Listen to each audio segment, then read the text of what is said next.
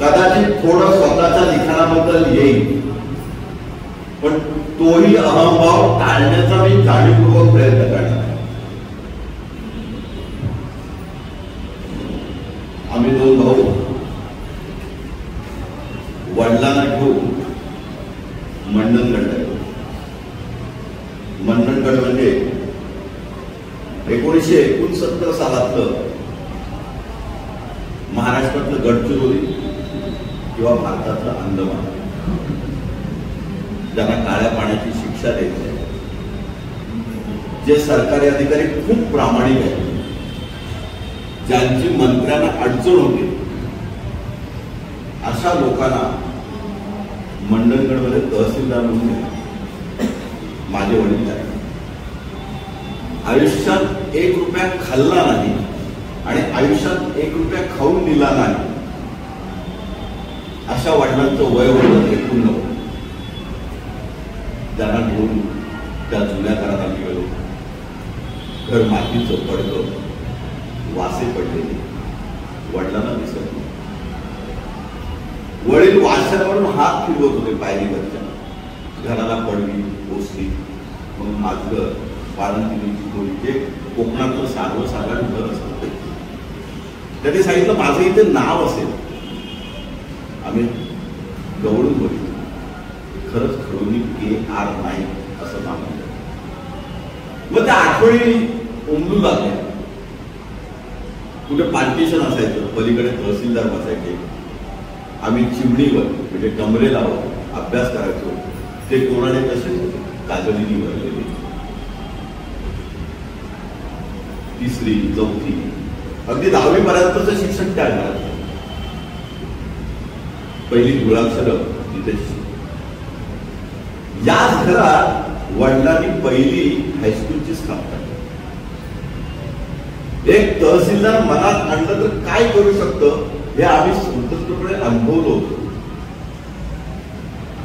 याच घरात मुली रेवदंड्याच्या शाळेत असताना त्यांना त्या शाळेतून काढून पहिल्या विद्यार्थी म्हणून वडिलांनी तिथे ठेवले. ते आज हायस्कूल कॉलेजच्या पुढे रूपांतरित झाले. त्या हायस्कूलचं नाव सुद्धा आमच्याच घरात ठरलं, डॉक्टर बाबासाहेब आंबेडकर माध्यमिक विद्यालय. आंबेडकर जवळच्याच गावात, टिळक सुद्धा जवळच्याच गावात. साने गुरुजींची पुतणी तर ह्या शाळेत आमच्या बरोबर आलेली. अलका दिसत. या सगळ्या आठवणी दाटून येत होत्या.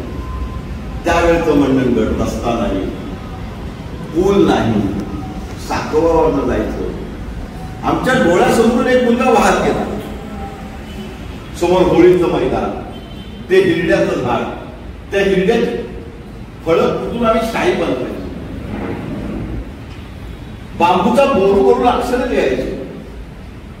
आई तांदूळ किंवा वालाचे दाणे निवडता निवडता मला श्री शिकवायची. आई सुशिक्षित, गिरगावची, महर्षी कर्व्यांची विद्यार्थी. महर्षी कर्व्यांनी दिलेली बक्षिसं घरात. वडील तहसीलदार, रिटायर झाले तेव्हा IAS ऑफिसर. पण होळीच्या दिवशी मिलोची भाकरी खाल्ली.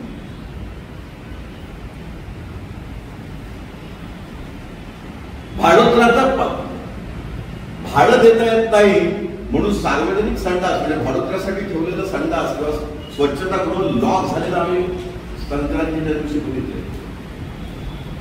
हे सगळे चढउतार बघत होतो.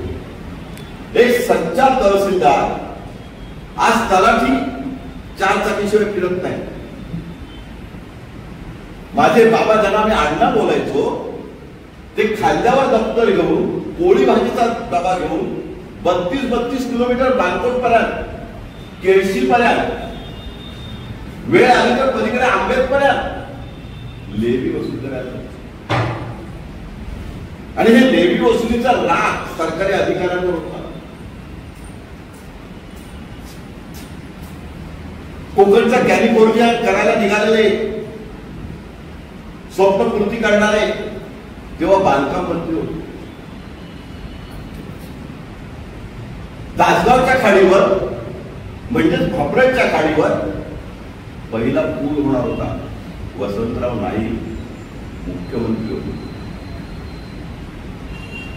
त्यांना ओवाळणी करायला माझी आई आणि त्या महिला मंडळाच्या बायका होत्या. पहिला साक्षरता वर्ग मंडणगडमध्ये माझ्या आईने सुरू केला. कीर्तन भजन यांची रंगली होती. मग शिमगा गणपती, त्या गणपतीच्या आरत्या, संकासूर. फर्ग्युसन कॉलेजला फर्स्ट क्लास मिळवलेली माझी बहीण मंदाताई, बाबांनी त्या शाळेत आणली पहिली शिक्षिका ती.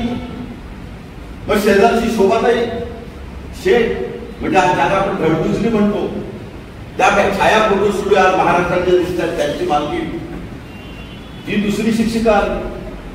काही मुस्लिम विद्यार्थी मिळाले जे सफरीवर आले होते. सफर म्हणजे कुवेत, बोटीवर ज्यांना काम असतात. काही कारणाने कुवेतमधून त्यांना परत यावं लागलं होतं.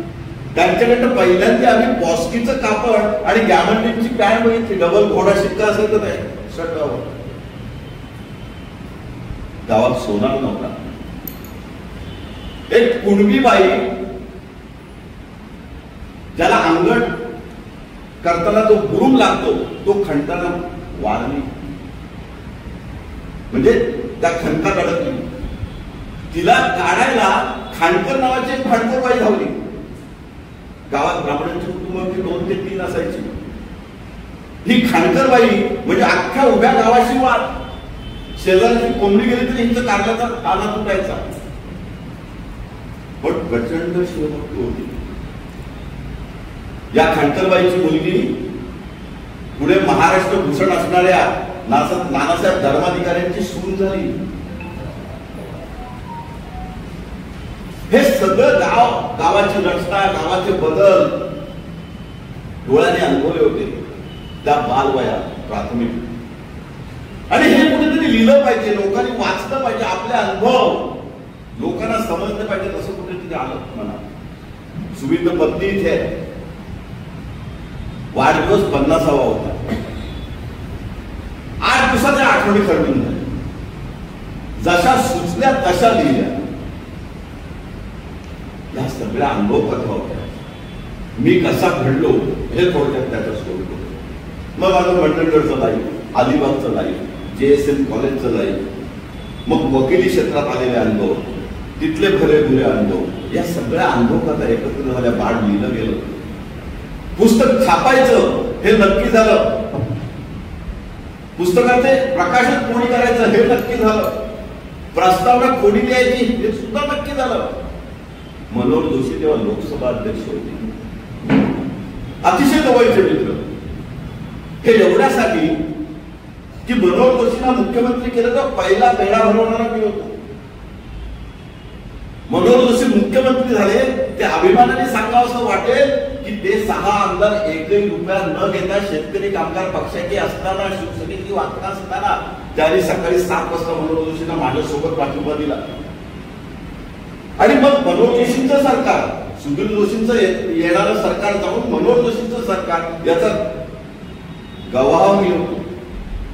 या सगळ्या आठवणी दाखल होत्या. 8 दिवसात लिहायचं कसं. एक पनवेलचा वडेवाला आठवला. माझा पक्ष का केस काय, खोटी साक्ष दिल्याबद्दल, कोर्टाचा अपमान झाल्याबद्दल, एसटी स्टँडवर वाडा विकतो आजही कुठेतरी असेल, नाम्याची साक्ष म्हणून गोष्ट आली. हा नाम्या आयुष्यभर पोलिसांचा खबरी, दारूवाल्यांसाठी पंच, पनवेल शहर पोलीस स्टेशनचा हुकमी पंच, खोटा साक्षीदार. जिथे कोण साक्षीदार मिळत नाही तिथे पोलिसांना नाम्या मिळायचा. नाम्या हे त्या कथेतलं त्याचं काल्पनिक. चालेल, आई पडलेली आहे बांधल्यावर, मेहनतीने कमवतोय. पहिल्या दिवशी त्याच्याकडे पोलिसांनी एक नोट सरतो. पोलीस आले म्हटलं घाबरला. कोणतेही लायसन नव्हतं वडापावचं. पोलिसांनी त्यातलं सही केली. त्यांनी सही केली. ती त्याच्या आयुष्यातली पहिली पोलिसांच्या कोऱ्या कागदावरची. मग नियम झाला. पोलिसांनी कोरे कागद आणायचे, पोलीस स्टेशनला बोलवायचं, पोलीस सांगतील त्या कागदावर त्यांनी सह्या करायच्या, आणि मग ती साक्ष निघायची, कोर्टात गेला की त्याने साक्ष द्यायची, पंचनामा वाचून द्यायचा, आरोपीला शिक्षा व्हायची, काय दंड असेल 2 वर्ष असेल ती शिक्षा द्यायची. हळूहळू नाम्या सावला. पोलिसांनी त्याला बिघडवलं. पोलिसांना पंच मिळायचे नाही म्हणून नाम्या आणि नाम्याचे मित्र पंच राहायचे. एके दिवशी पोलिसांनी त्याला 200 रुपये दिले. नाम्या कोऱ्या कागदावर सही केली. पोलिसच म्हणतात म्हटल्यानंतर आपला मायबापच बोलतोय म्हटल्यावर त्यांनी धडधडीत खोटी साक्ष दिली, सत्तेवर खोटी साक्ष दिली की पंचनाम्याच्या वेळी मी नव्हतो, पोलीस स्टेशनला मी गेलो होतो, कोरा कागदावर पोलिसांनी सही घेतली, ती सही कशाला घेतली ती मला माहिती नाही. आरोपी सुटला. दुसऱ्या दिवशी त्या आरोपीने पण 200 रुपये आणून दिले. त्यावेळेला 400 रुपये एका केससाठी म्हणजे खूप मोठं उत्पन्न नाम्याला. नाम्या आता पोलिसांचा स्टॉक विटनेस झाला. मग खून असो, दरोडा असो, या तुमच्या तळ्याच्या काठी एक मोठा दरोडा पडला होता भाटिया ज्वेलर्सवर. तुम्हाला आठवत असेल, जीसीबी लावून आरोपीला पकडलं होतं त्या चिखलातून. त्याचा मुख्य साक्षीदार नाम्या. आरोपीला पकडलं, त्याच्याकडे सोनं मिळालं.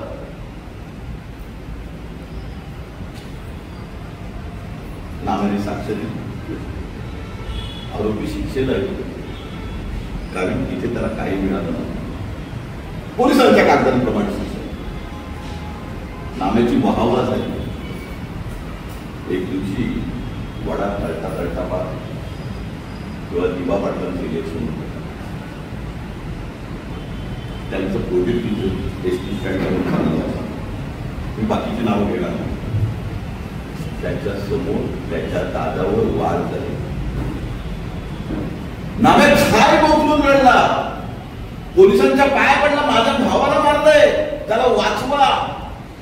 हो नाही वाचू शकत. नाम्याकडे तेवढे पैसे नव्हते आणि पोलिसांकडे तेवढं हृदय नव्हतं. नाम्याचा भाऊ गेला. इन्क्वेस्ट पंचनाम्याला कोण पंच मिळत नव्हते. डोळ्यासमोर खून झालाय, पनवेल शहरातला खून आहे, त्याला राजकीय झालेला आहे, पण पंच मिळत नाही. आयुष्यभर खोटी साक्ष देऊन, आयुष्यभर पोलिसांसाठी मेहनत करून स्वतः वेळ आली का नाम्यासाठी थोडी वेळ पडली. नाम्या आईच्या जवळ हाय मोकून घडला. 12व्या दिवशी आई पण गेली. आता नाम्या जगात एकटा होता. आपण कोण आहोत, आपली चुकी काय झाली, नाम्याला पहिल्यांदा कळलं. येणाऱ्या सोमवारी साक्ष होती. सरकारी वकील मीच होतो. नाम्या माझ्याकडे आला. सरकारी वकील किती असहाय्य असतो ते जिल्हा सरकारी वकील असून यंत्रणा हातात असून सुद्धा मी पहिल्यांदा अनुभवत होतो. नाम्यासमोर तुला काय सांगितलं. नाम्या माझ्या जीवाभावाचा होता कारण किती तरी केसमध्ये शिक्षा त्याच्यामुळे झाली होती, त्याच्या मित्रांमुळे झाली होती, आज त्याच्या भावावर वेळ होती. जेव्हा आम्ही मदत नाही करू शकतो, आम्ही व्यवस्थेचे बळी होतो. भोसले नावाचे जिल्हा न्यायाधीश नाम्या उभा राहिला. केस दुसरी होती. नाम्या धाड धाड धाड धाड खरं बोलायला लागला की मी आतापर्यंत किती खोट्या साक्ष दिल्या. पोलीस कशी माझे पैसे देतात आणि कोरा कागदावर सह्या घेतात, मी खोटे केसेस नसतात. नाम्याने व्यवस्थेची लक्कर काढली कोर्टात. कोर्ट साक्ष लिहून द्यायला तयार नव्हतं. बीड बोलून आलेले एक जज होते. साक्ष संपली, केस सुटली. कोर्टाने निर्दयीपणे नाम्याला वॉरंट काढलं. कोर्टाचा अवमान केला. व्यवस्थेबद्दल तू उलटी साक्ष दिलीस, खोटी साक्ष दिलीस म्हणून केस उभी राहिली. मी पुढे सरकारी वकील राहिलो नाही. खासदारकीच्या निवडणुकीत राजीनामा दिला. मी नाम्याची केस चालवली. ती केस सुटली. तो नाम्या कुठेतरी डोक्यात बसला. माझं पहिलं पुस्तक आलं एक ना धड. त्या पुस्तकातली सगळ्यात आवडती कथा ही नाम्याची कथा आहे. ती माझ्या जवळची कथा आहे. आयुष्यभर खोटी साक्ष दिली तेव्हा नाम्या चांगला होता. पहिल्यांदा खरी साक्ष दिली तेव्हा नाम्या गुन्हेगार झाला. ही न्याय व्यवस्था मी जवळून बघतो. सहन नाही लागतं. आपण ज्या व्यवसायात तिथे नक्की काय चाललंय, पोलीस पैसे कसे खातात, खोटा तपास कसा करतात, आरोपीला फायदा मिळवून कसा देतात, दोन्हीकडनं पैसे कसे खातात, हे मी जळजळीत उदाहरण बघत होतो. सरकारी अधिकारी भ्रष्टाचार कसा करतात, नगरसेवक भ्रष्टाचार कसा करतात, हे मी अनुभवत होतो. राजकारणात होतो. आसाम राज्य प्रमुख होतो, गोवा राज्य प्रमुख होतो, रायगड जिल्हा संपर्क प्रमुख होतो, उपजिल्हा प्रमुख होतो. बबनदादा पाटीलला मी माझं पद दिलं.